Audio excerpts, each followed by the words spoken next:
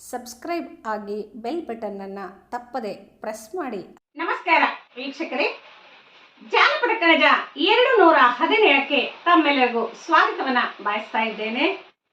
ತೋಳೊದ್ದ ತಲೆದುಂಬು ಮಾರುದ್ದ ಹಾಸಿಗೆ, ತೋಳೊದ್ದ ತಲೆದುಂಬು ಮಾರುದ್ದ ಹಾಸಿಗೆ, ಮಣಿಕಂಠನಂತ ಮಗ ಮುಂದೆ ಮಲಗಿದರೆ, ಮಣಿಕಂಠನಂತ ಮಗ ಮುಂದೆ ಮಲಗಿದರೆ, ಮಾರಾಯರ ಗೊಡವೆ ನನಗೇನ, ಮಾರಾಯರ ಗೊಡವೆ ನನಗೇನ. ಇಲ್ಲಿ ಜಾನಪದ ಗರ್ತಿಗೆ ತನ್ನ ಕರುಳ ಬಳ್ಳಿಯ ಕುಡಿಯ ಬಗ್ಗೆ ಅಪ್ಯಾಯಮಾನತೆ, ಆ ಅಪ್ಯಾಯಮಾನತೆಯ ಜೊತೆಗೆ ಎಲ್ಲೋ ಒಂದ್ ಕಡೆಗೆ ಆಕೆಗೆ ಆತ್ಮಸ್ಥೈರ್ಯ, ಆಕೆಗೆ ಒಂದು ಧೈರ್ಯವನ್ನ ತುಂಬತಕ್ಕಂತಹ, ಆಕೆಯ ಒಡಲಾರದ ನೋವುಗಳಿಗೆ ಔಷಧಿಯಾಗ್ತಕ್ಕಂತಹ, ಬದುಕಿನ ಭವಿಷ್ಯಕ್ಕೆ ಒಂದು ರೀತಿಯ ಮಾರ್ಗಸೂಚಿ ಆಗ್ತಕ್ಕಂತಹ ಎಲ್ಲ ಭಾವಗಳು ಸಹ ಇಂತಹ ತ್ರಿಪದಿಗಳಲ್ಲಿ ವ್ಯಕ್ತಗೊಳ್ತದೆ.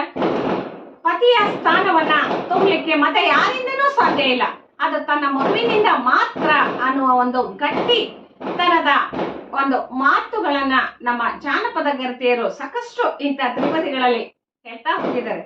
ಜೋಗೋಳ ಆಡಿದರೆ ಆಗಾಲೆ ಕೇಳ್ಯಾನು, ಜೋಗೋಳ ಹಾಡಿದರೆ ಆಗಾಲೆ ಕೇಳ್ಯಾನ, ಹಾಲು ಹಂಬಲವ ಮರೆತಾನು, ಹಾಲು ಹಂಬಲವ ಮರೆತಾನೋ ಕಂದಯ್ಯ ಜೋಗೋಳದಾಗ ಅತಿ ಮುದ್ದು, ಹಾಲು ಹಂಬಲವ ಮರೆತಾನೋ ಕಂದಯ್ಯ ಜೋಗೋಳದಾಗ ಅತಿ ಮುದ್ದು.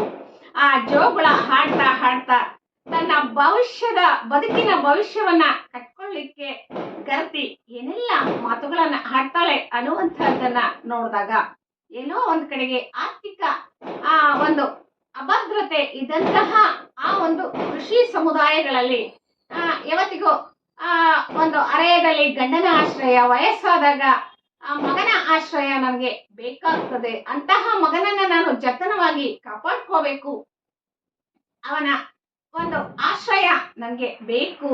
ನನ್ನ ಕೈಕಾಲಲ್ಲಿ ಶಕ್ತಿ ಇಲ್ದಾಗ, ನಾನು ವಯಸ್ಸಿನ ಒಂದು ದುಡಿತದಿಂದ ವೃದ್ಧಾಪ್ಯದ ಹಂತಕ್ಕೆ ಹೋದಾಗ, ಆ ಸಂದರ್ಭಗಳಲ್ಲಿ ನನಗೆ ಒಂದು ಆಶ್ರಯವಾಗಿ ನಿಲ್ತಕ್ಕಂತಹ ಆ ಕೂಸಿನ ಬಗ್ಗೆ ಎಲ್ಲೋ ಒಂದ್ ಕಡೆಗೆ ಆಕೆಗೆ ಅಪ್ಯಾಯಮಾನತೆಯ ಜೊತೆಗೆ ಒಂದು ರೀತಿಯ ಜೀವನಕ್ಕೆ ಒಂದು ಆರ್ಥಿಕ ಭದ್ರತೆಗೆ, ತನ್ನ ಒಂದು ಬದುಕಿಗೆ ನೆಲೆಯನ್ನ ಕಟ್ಕೊಳ್ತಕ್ಕಂತಹ ಭಾವಗಳನ್ನ ಇಂತಹ ತ್ರಿಪದಿಗಳಲ್ಲಿ ನೋಡ್ತೇವೆ.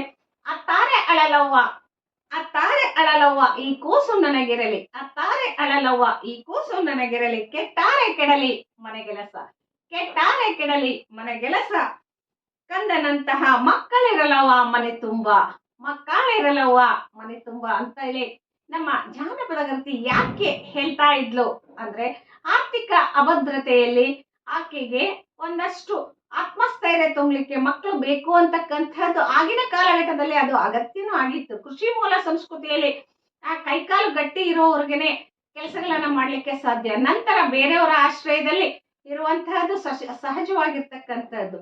ಆದ್ರೆ ಆಕೆ ಯಾವತ್ತು ಮಕ್ಕಳನ್ನ ಬೇಡ ಅಥವಾ ಮಕ್ಕಳು ಜಾಸ್ತಿ ಆದವು ಅಂತಕ್ಕಂತಹ ತ್ರಿಪದಿಗಳು ಎಲ್ಲ ನಾವು ಕಾಣ್ಲಿಕ್ಕೆ ಸಾಧ್ಯ ಇಲ್ಲ. ಆದ್ರೆ ಇವತ್ತು ನಾವು ಕುಟುಂಬ ಯೋಜನೆಯನ್ನ ಅನುಸರಿಸ್ತಾ ಇದ್ದೇವೆ. ಒಂದೋ ಎರಡೋ ಮಕ್ಕಳನ್ನ ಇಟ್ಕೊಂಡು ಬೆಳೆಸ್ಲಿಕ್ಕೆ ಹರಸಾಹಸವನ್ನ ಪಡ್ತೇವೆ. ಸಾಕು ಮಕ್ಕಳು ಬೇಡವೇ ಬೇಡ ಅಂತೇಳಿ ಸಾಕಷ್ಟು ಜನ ಮಾತನಾಡ್ಕೊಳ್ತಾ ಇರ್ತೇವೆ ತಮಾಷೆಯಾಗಿ. ಇದೆಲ್ಲ ಯಾಕೆ ಅಂತೇಳಿ ನಾವು ನೋಡಿದಾಗ, ಈಗಿನ ಒಂದು ಆರ್ಥಿಕ ಭದ್ರತೆಯಲ್ಲಿ ಒಂದೋ ಎರಡೋ ಮಕ್ಕಳನ್ನ ಜತನವಾಗಿ ಕಾಪಾಡ್ಲಿಕ್ಕೆ ನಮ್ಮ ಕೈಲಿ ಆಗ್ತದೆ. ಆದ್ರೆ ಹಿಂದೆ ಆ ಆರ್ಥಿಕ ಅಭದ್ರತೆನೆ ಹೆಚ್ಚು ಮಕ್ಕಳು ಇರ್ಲಿ ಅನ್ನುವ ಆತ್ಮಸ್ಥೈರ್ಯವನ್ನ ತುಂಬಲಿ, ನನಗೆ ಮುಂದೆ ಆಶ್ರಯ ಆಗ್ಲಿ ಅನ್ನುವ ಒಂದು ಭಾವದಲ್ಲಿ ಜಾನಪದ ಗರ್ತಿ ಈ ರೀತಿಯ ಎಷ್ಟೇ ಒತ್ತಡಗಳಿದ್ರೂ ಸಹ ತುಂಬಾ ಮಕ್ಕಳನ್ನ ಸಾಕುವ ಒಂದು ಹೊಣೆಯನ್ನ ಹೊತ್ತು ಬಹಳ ಪ್ರೀತಿಯಿಂದ ಮಕ್ಕಳಿರಲವ್ವ ಮನೆ ತುಂಬ ಅಂತ ಹೇಳಿ ಆ ತಾಯಿ ಹೇಳ್ತಾ ಇದ್ಲೇನೋ ಅಂತ ಹೇಳಿ ನನಗೆ ಅನಿಸ್ತದೆ. ಧನ್ಯವಾದಗಳು.